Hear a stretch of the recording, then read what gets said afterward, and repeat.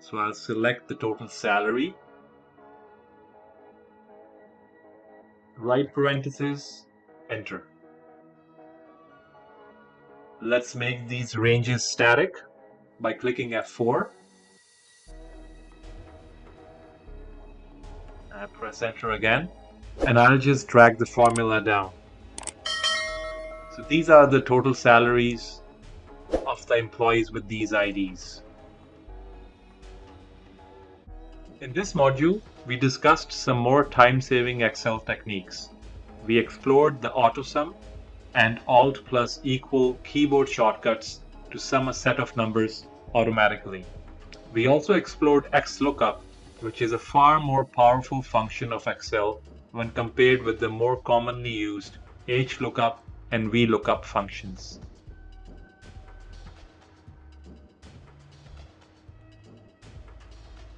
Values like interest rates or other percentages can be put right into a formula, but almost always it's better to get a value from a cell in your worksheet. Putting a value in a cell instead of putting it in a formula makes the value visible and lets you change it without having to change the formula. So in this module, I'll show you how to use cell references. We have a spreadsheet over here with monthly revenues from January through December for fiscal years 2020 and 2021. And we need to fill in the revenue numbers based on some requirements that have been laid out. Let's say I want to show the value of a particular cell. In this case, we need to find how much money was made in January 2021. So when I look at my list, I can tell that the value is in cell C4.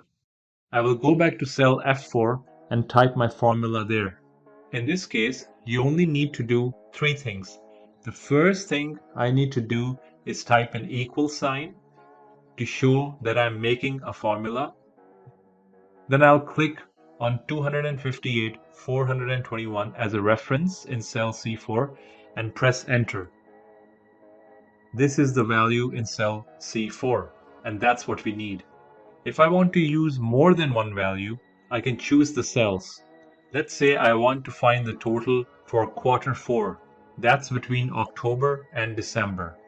In F5, I'll type an equal sign, then SUM, which stands for the function sum, followed by a left parenthesis, and then I simply go in my data set and select the cells relevant for Q4.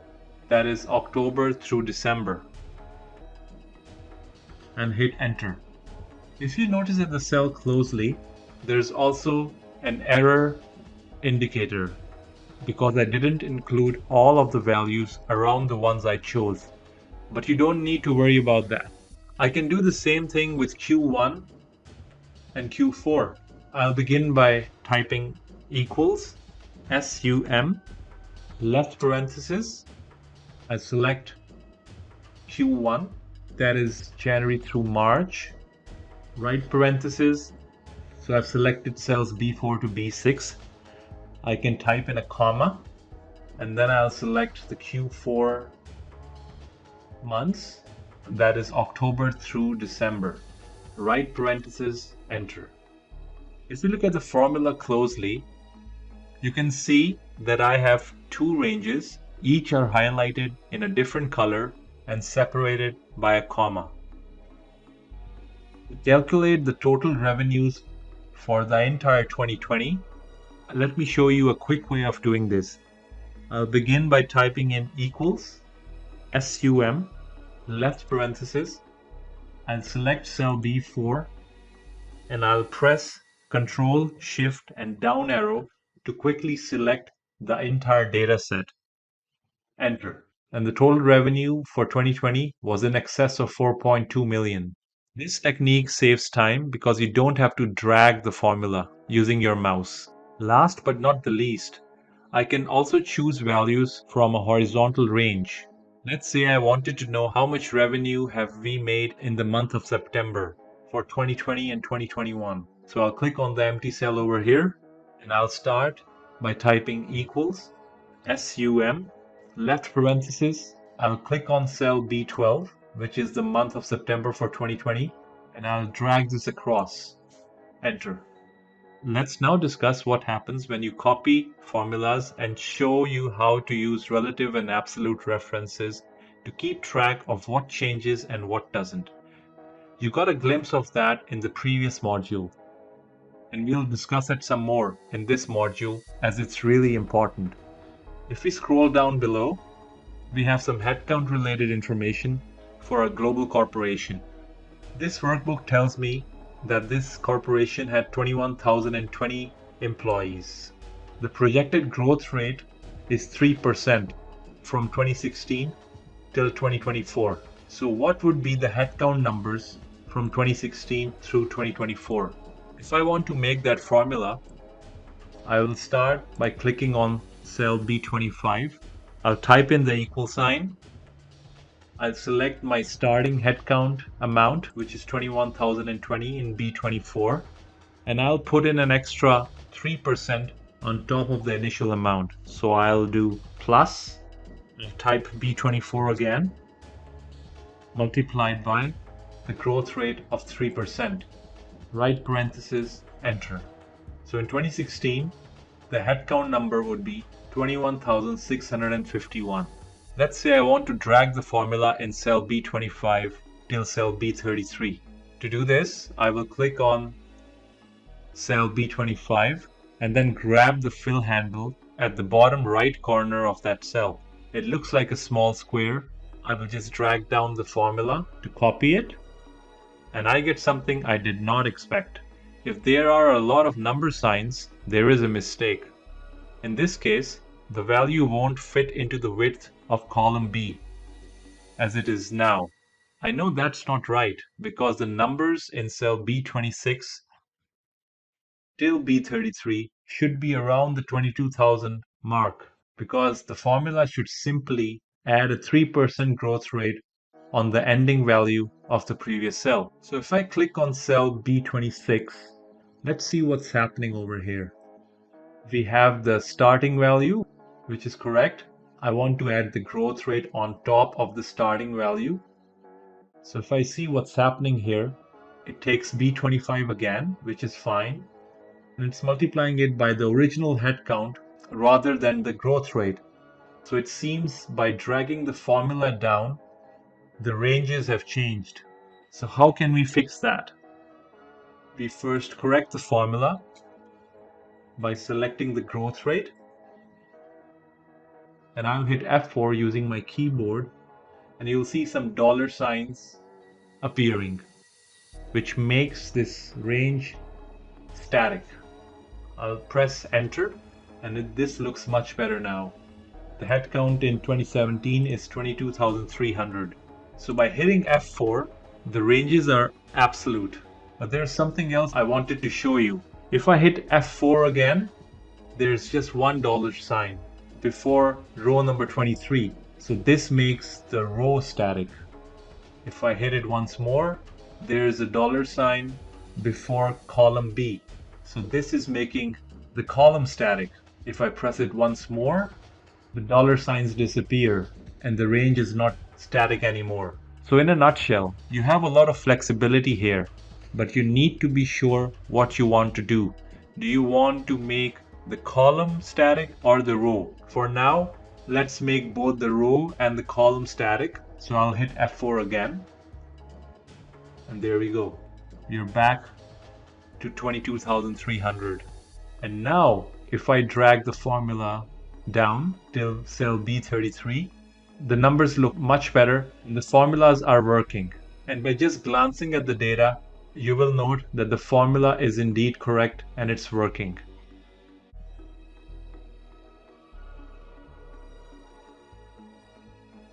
Time for an exercise.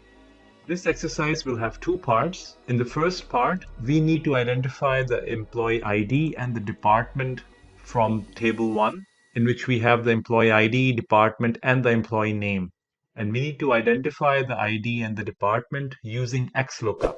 That's the first part of the question. In the second part, we have the initial investment amount and we have the investment rate.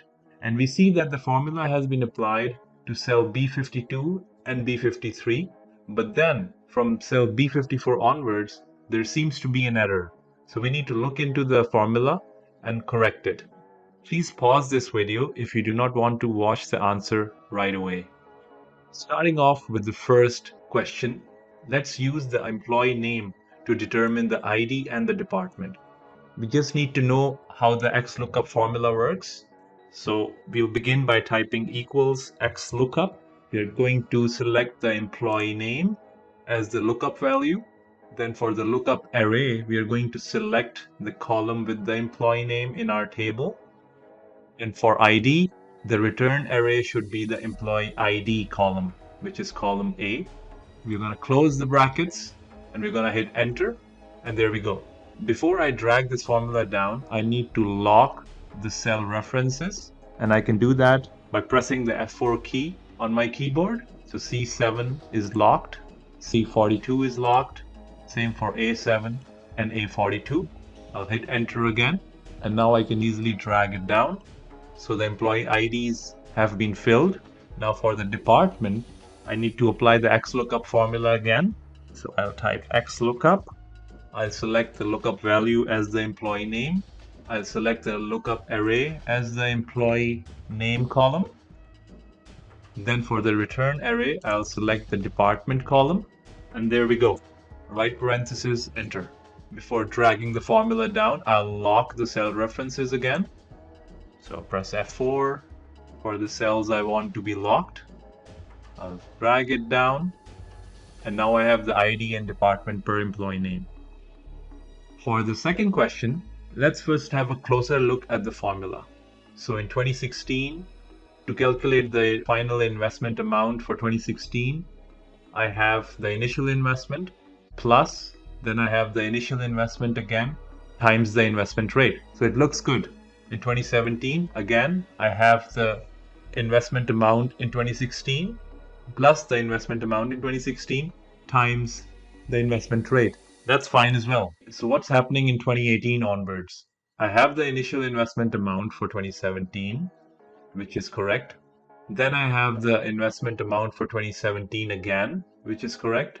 And then instead of multiplying it by the investment rate, which is in cell B50, the formula is multiplying it by the initial investment of 1.15 million, which is not correct. So I need to fix this part of the formula. Instead of the formula referring to cell B51, I need it to refer to cell B50. So I'll fix this part of the formula. B51 becomes B50. That's fine now. And then I can drag this formula down and fix the rest of the cells. But before I do that, I need to lock cell B50. So I'll hit F4 and that's it. So the investment amount in 2018 is 1.256 million, which makes sense. And I can easily drag the formula down. And there we go. The error has now been corrected.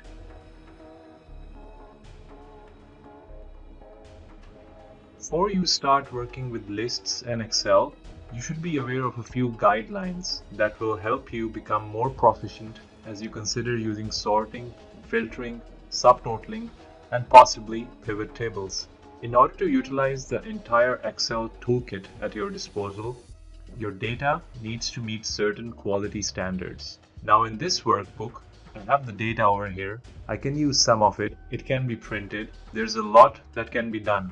However, if I try to sort or filter the data as it currently appears, a number of features will not work properly. Let's have a closer look at this data set. In column A, we have the full name. Then we have the office phone number in column C. So it seems that column B is hidden. The date of birth, we have the age. Then column F is empty. We have customer since in column G, which tells us how long has this person been a customer for our company. And then we have the contract value down to 3 decimal places.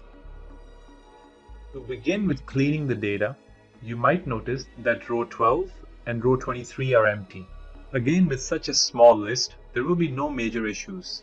But as an example, suppose the list is much longer and there is an empty row every 100 or 300 rows.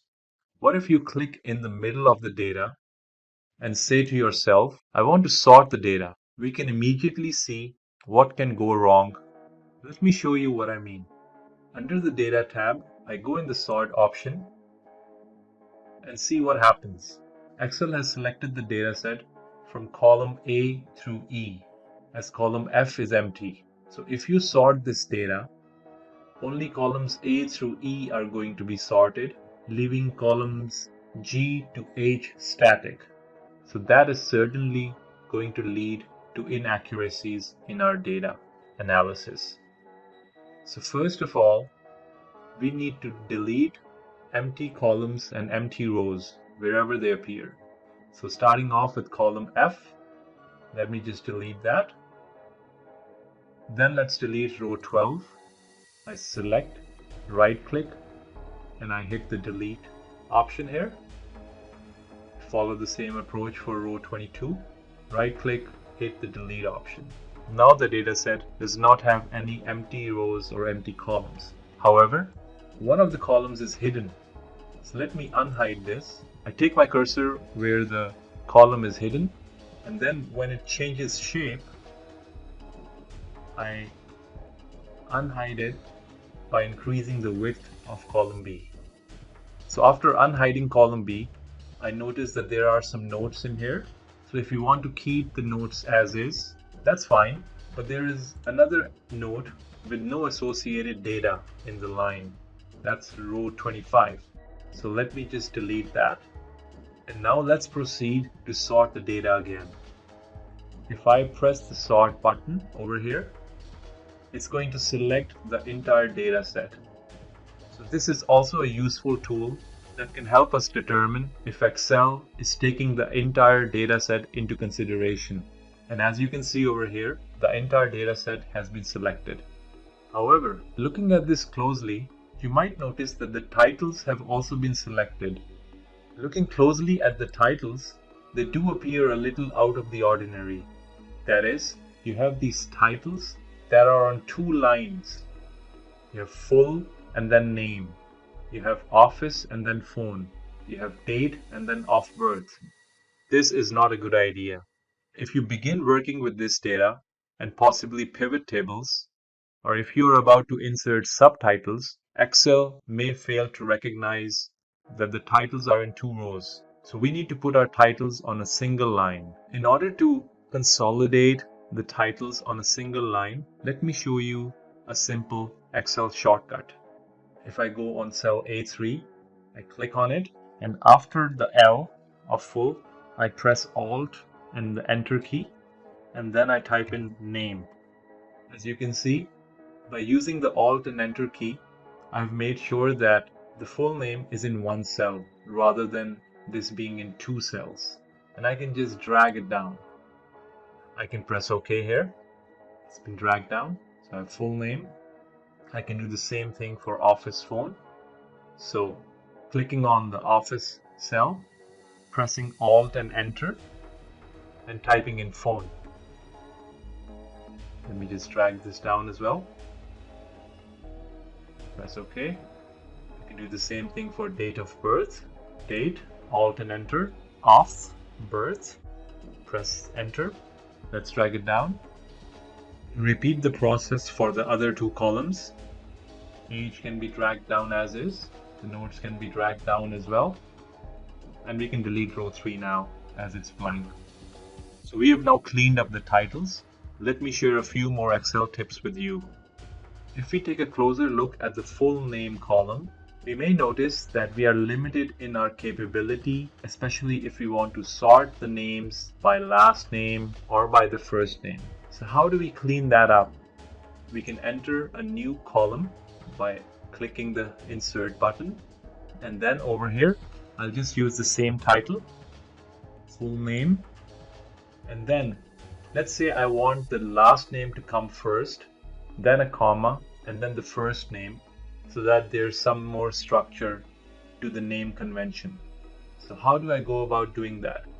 One way would be to just type in the last name, comma, and then the first name for all these cells, but that is going to be very time consuming. There is a very cool Excel shortcut I would like to share with you. So I'll just do the first name. I'll just type in the last name, comma, and then the first name. And rather than just pressing enter, I'm going to hit this control enter key, and then under the data options, I'll hit the flash fill button and see what happens. And just like that, the same format of the naming convention has been applied to all the other rows as well. So this is a very good time-saving tip. Now we can just delete the first column. And then if you have a look at the office phone, there are a number of different formats that you see. You have the area code separated in some lines, whereas you have some dashes in between the numbers on others. And some line items are without any spaces or any dashes.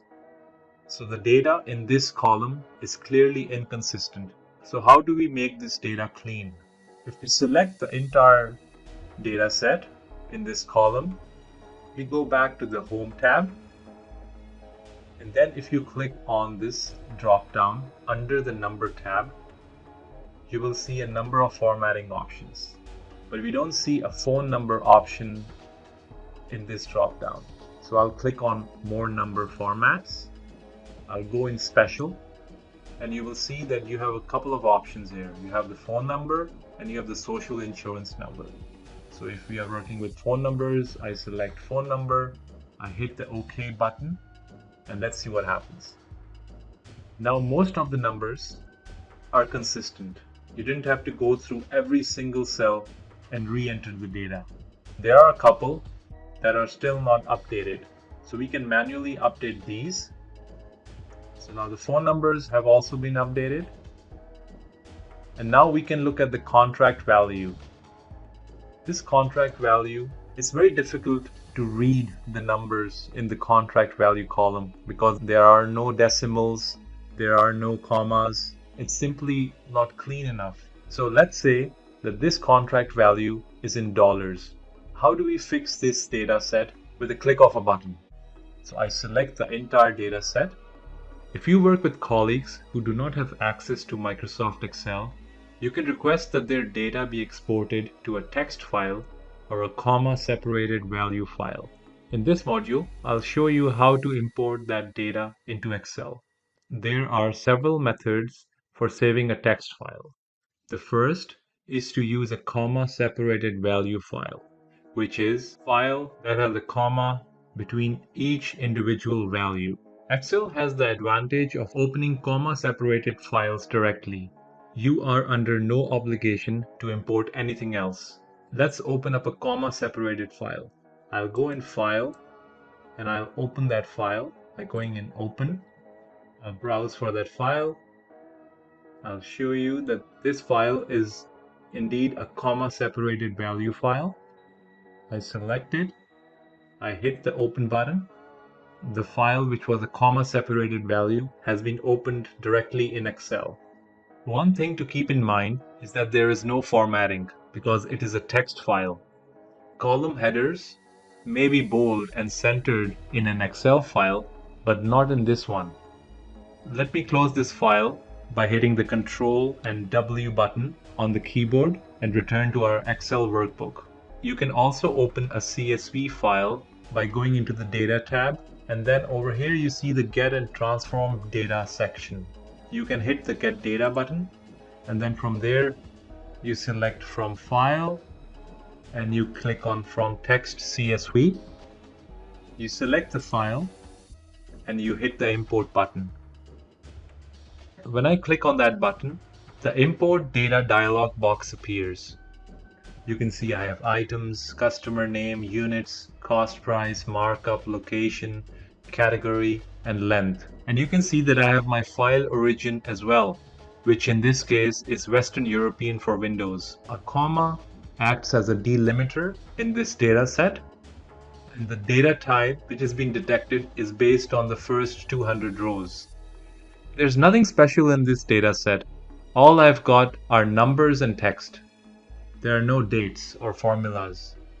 Now I will hit the Load button, and the data will be loaded as an Excel table into my worksheet. There you go. There's a separate tab, and the data is loaded. The Queries and Connections task pane is also visible on the right. If I go in the Queries tab, I will see that there were 50,000 rows that were loaded. And then in the Connections tab, there are 0 connections. So in other words, I have created a query, but not a direct connection.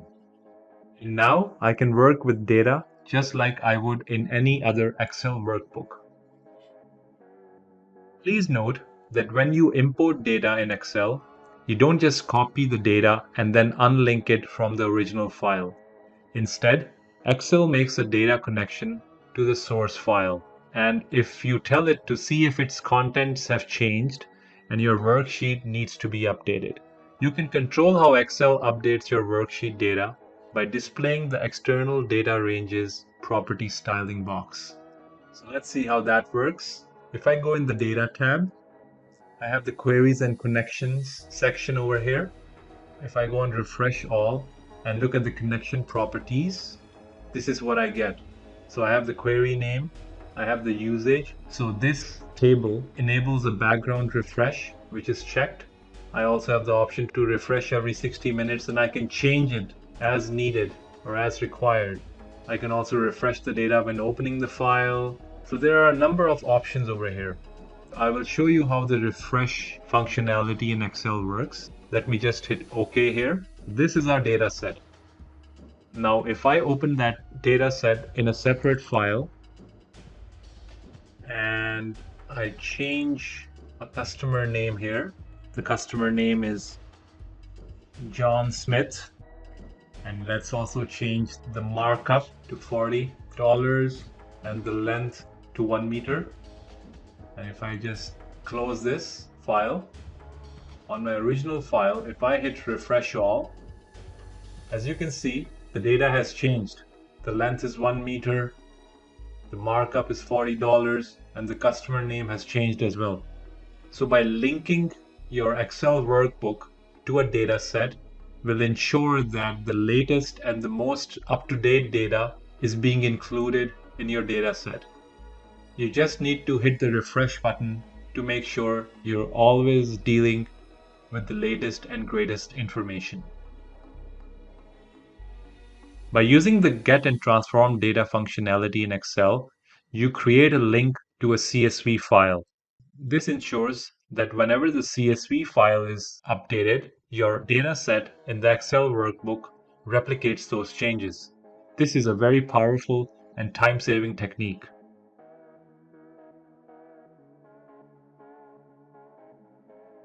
In this module, we'll look at some of Excel's advanced formatting options. So we have the last name, first name, email, start date, and age, and around 51 rows of data that you can see over here. I've kept this list short to make it easier to see the two commands we'd be looking at, namely filtering and removing duplicate values. The true power of these two commands will be revealed when you have thousands of rows of data to work with. These tools will help us make sure that our list contains no duplicate information. So if we just have a look at this list, you might notice that there is a duplication on row 4 and row 18, and then we have another duplicate data on row 7 and row 26. Because this is a reasonably short list, just by having a closer look at the data, this becomes apparent. But you might have to deal with very long data sets, and this will become extremely complicated to look at every row of data to make sure there is no duplication. That's where the Excel filtering and removing duplicate functionality comes in. When looking for duplicate data, keep in mind that every single column of data within that row must be identical for Excel to recognize it as a duplicate. So the last name, first name, email, start date, and the age needs to be absolutely identical in another row for Excel to identify as a duplicate record. If anything differs in any of the columns, it will not appear as a duplicate, implying that it must be an exact match. This is another crucial distinction to make between filtering and removing duplicates. When you filter for unique values, you will notice that it only hides the value rather than removing it. So it simply returns a clean list of data, whereas removing duplicate data removes the data from your spreadsheet. This is a far more powerful command than simply looking for values that are unique. So if you want to clean up your list, you start by filtering it and then removing duplicates. This is precisely what we will be doing now. The first step will be to look for filtering for distinct values. So let's make sure that we are on the Data tab in our ribbon, which is selected over here. This will greatly simplify access to the commands that we'll be using. Also, we need to make sure that we have chosen our table by clicking on one of the cells. So we have cell C9 chosen in this data set, so that's fine. We'll go on the advanced option that shows up in the sort and filter category, and we'll click on this. We need to make sure that the correct data set is selected.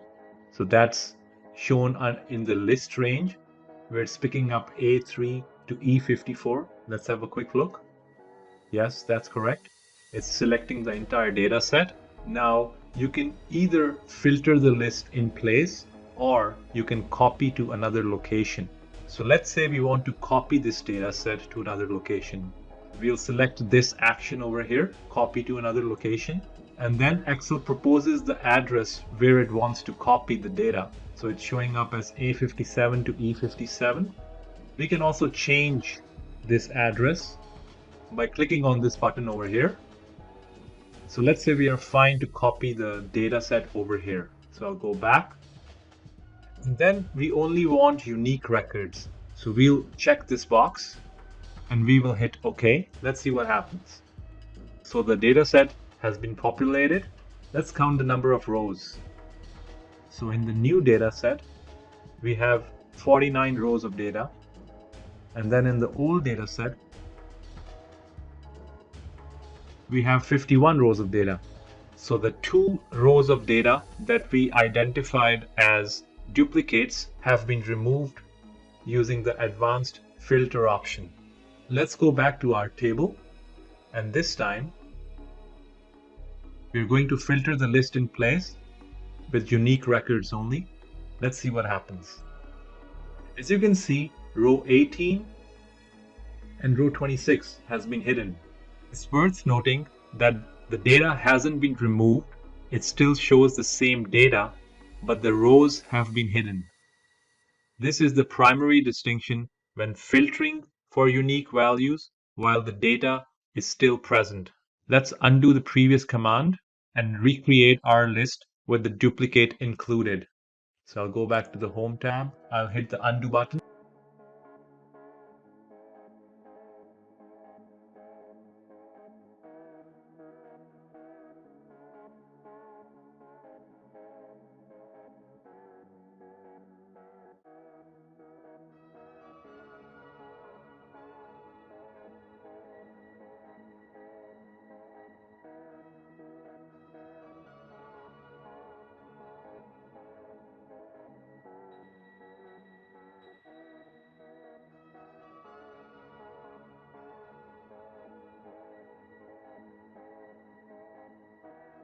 Keep in mind that Excel is looking for the information that is displayed, not the information that is stored in the cell itself.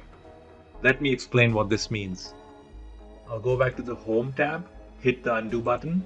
So one of the rows of data was John Andrews in row 4 and row 18 that Excel currently identifies as a duplicate entry. So if I just change the format of John Andrews' age on row 4, I'll just put 2 decimal places. Now logically, the age is still the same, but let's see how smart Excel is. If I click on the table again, and I go in the Data tab, and I hit the Remove Duplicates button, I select all the columns, and I hit OK. Let's see what happens. Now this time, Excel only found one duplicate value, which was removed. There are 50 unique values that remain. So according to Excel, this data entry is not the same as this data entry because it also looks at formats which are different.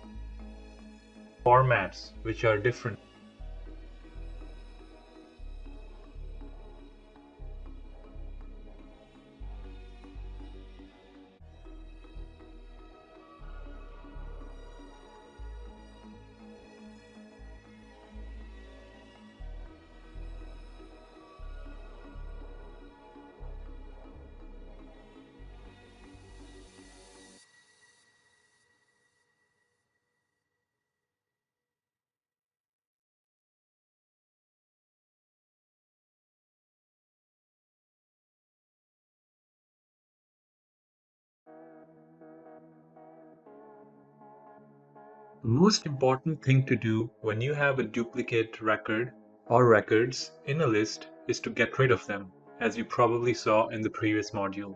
But sometimes you just need to identify the data attributes, which includes the duplicates in a dataset. It might be useful to see the source information together.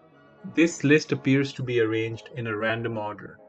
We have the last name, first name, email, start date, age, department, the ID, and the respective salaries of these personnel that are listed over here.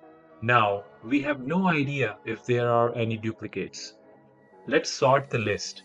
And if you're trying to group duplicate records together, the best field probably is the ID field. You might think that the last name is suitable, but keep in mind that not all people with the same name are the same person, right? So let's sort this list using column D. A quick way to sort this list would be to click on column D, then on the data tab, and then you have a couple of options here, A to Z, Z to A. So Z to A meaning highest to lowest, and A to Z would be lowest to highest. It doesn't matter. Let's just click on this button and the list is now sorted. Let's go through the list and see if there are any duplicates. So we see a duplicate over here. We have another duplicate over here. And we have another duplicate over here. You can see them right now, but imagine if the data set consisted of thousands of rows of data. Would you want to sift through them then? So let's add a column over here to identify duplicate records. So let me just name this column duplicate records. I will be using an if formula, and using that formula, I will compare this data within the cells to determine if the data is duplicate or unique. I4 is left blank because it's the first row, and after filtering you can clearly see that there are no duplicates. I'll start with cell I5. I'll begin by typing equal if left parenthesis, and I will compare the data in A4 is equal to A5, and we can even extend the comparison to a number of columns, and all you need to do in that case is to include an AND, A-N-D, before writing your comparative formula, and then it will look like if and A4 equals to A5, then B4 is equal to B5, and I want to extend this all the way to column H, but this becomes very complicated. As you can see, the formula is becoming larger as I extend the analysis to more columns. Then I will check the email address as well. C4 is equal to C5, and then D4 is equal to D5. The formula is already very long, but let's see what happens. I'll close the parentheses, and then if the value is true, meaning if there is a duplicate record, I will say that you should check. Otherwise, if the data is unique, I will say that those rows of data are okay. Then I'll close this statement by using the right parenthesis and hit enter. And then I'll drag the formula down. So as you can see, there are a number of line items where the data seems to be duplicated. I can identify 4 rows of data which are duplicated. Now the formula is already really long, so I need to make the formula crisp because this is a very long formula. So how can I do that? All I need to do is I will just ask Excel to compare A4 through H4 with A5 through H5, and then I delete the rest of the formula because I've summarized the formula by comparing the row A4 through H4 with A5 through H5, and I hit enter, and then I just drag the formula down and I get the same result. 4 rows of data need to be checked because they have duplicate records. Now let's say we also want to know how many unique departments do we have. I can either go in this on the filter list and count them, but imagine if you have a much larger data set, that will be very time consuming and prone to error. So what would be a simpler way to just count the unique records in your data set? There is a very simple formula for that. So I'll just show you how to do that using a very interesting Excel formula. It's called unique. So I will just start by typing equals unique, left parenthesis, and then I select the entire array of department and right parenthesis, enter. And as you can see, there are 5 departments within this data set. But this data is not sorted. Let's say we want to sort this data.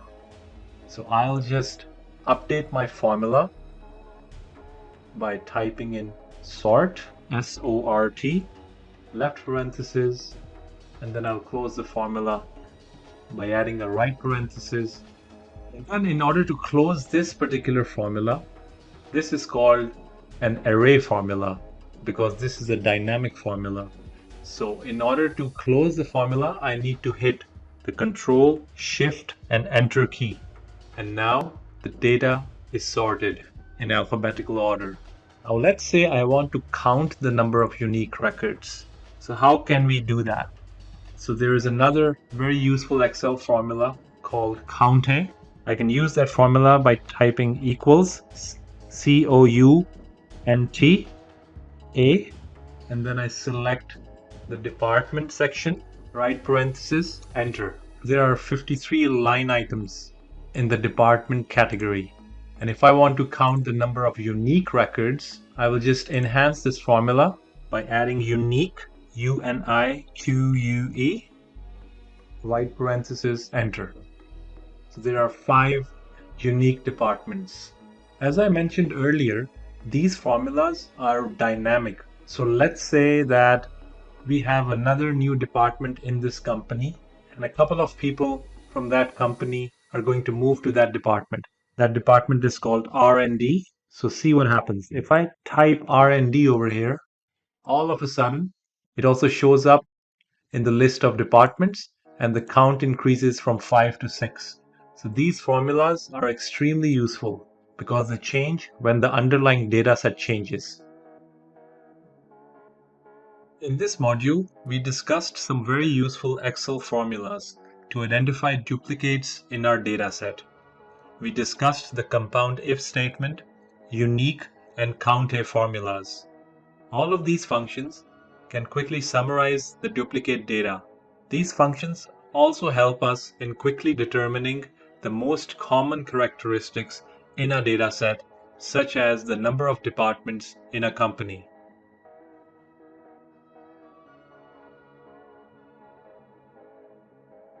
Before you start working with data, it's very important that you have a look at the data and make sure that it's sensible. If you look at this data set, we do have several fields such as the last name, first name, email, start date, age, department ID, and salary. But if you look closely at the data, you will see quite a few abnormalities. For example, the last name is in lowercase, the first name is in uppercase. There are some strange spaces after the email address and even before the email address. And then the salary field has the numerical value, and then it also specifies that it's in dollars. So this kind of data, for example, where you have numbers and alphabets within one cell, is not very easy to process. So in every cell, ideally have one kind of data. It should either be a number or an alphabet, especially when you look at numerical fields like salary, age, and so on. So how do we go about cleaning this data?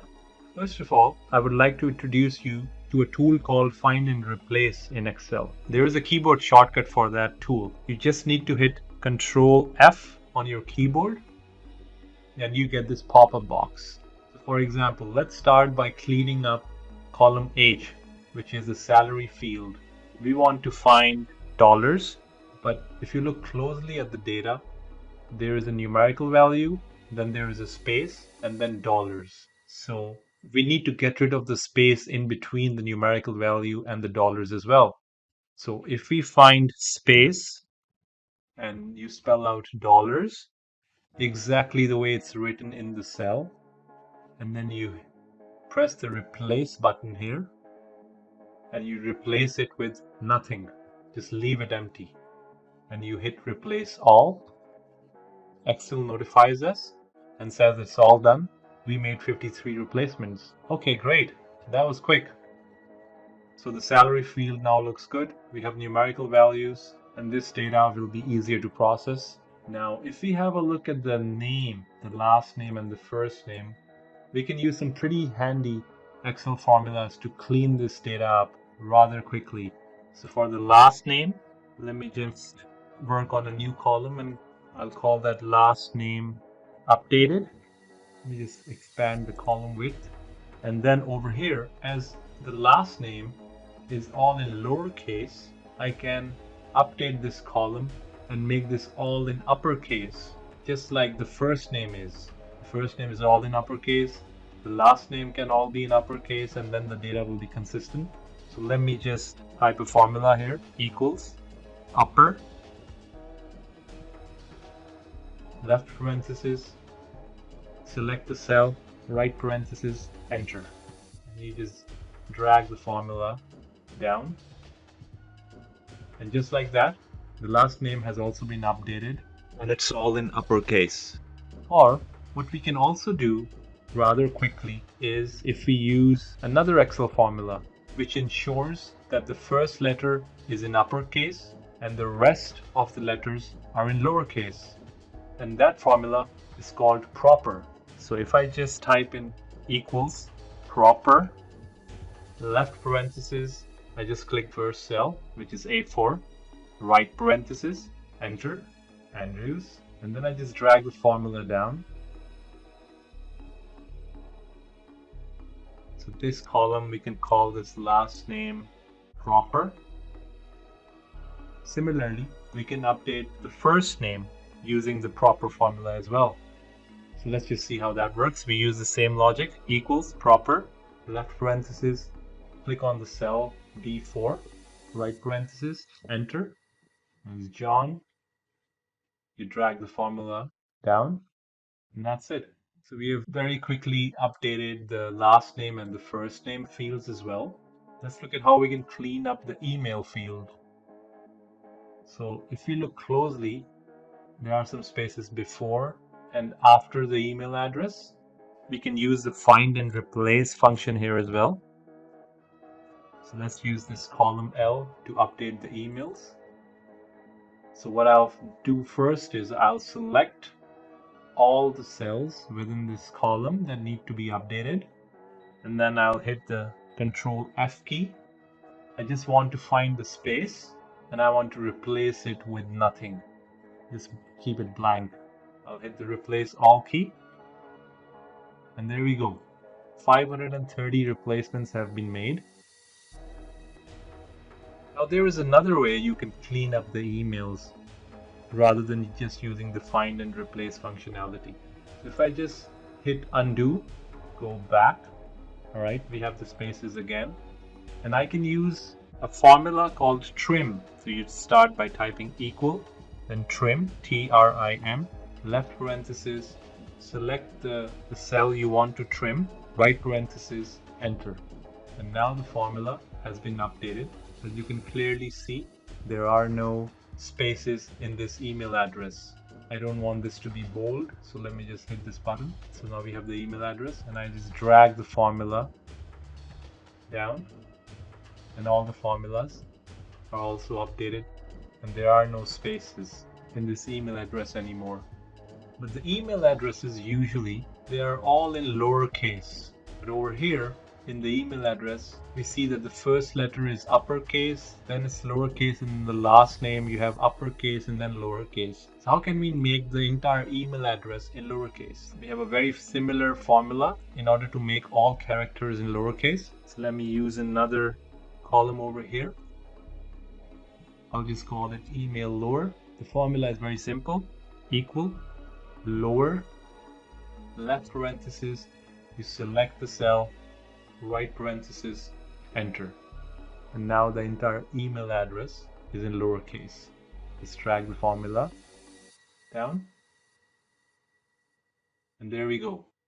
Shown you the various formulas and techniques that can be used to clean the data. Once you are satisfied with the results that you want, you can delete the columns that you don't need, such as the last name and the first name over here. Cleaning data is often misunderstood and underestimated. Using the find and replace functionality or the trim, upper, lower, or proper formulas that we have in Excel makes your work a lot easier. This also enables you to process data far more efficiently and effectively. It's now time for an exercise to test our knowledge. In this exercise, we have a list of appliances, and we need to use the sort and unique formula combination to find the number of unique subcategories in this list. This is a fairly long list. The sort and unique formula combination can help us to determine the number of unique subcategories.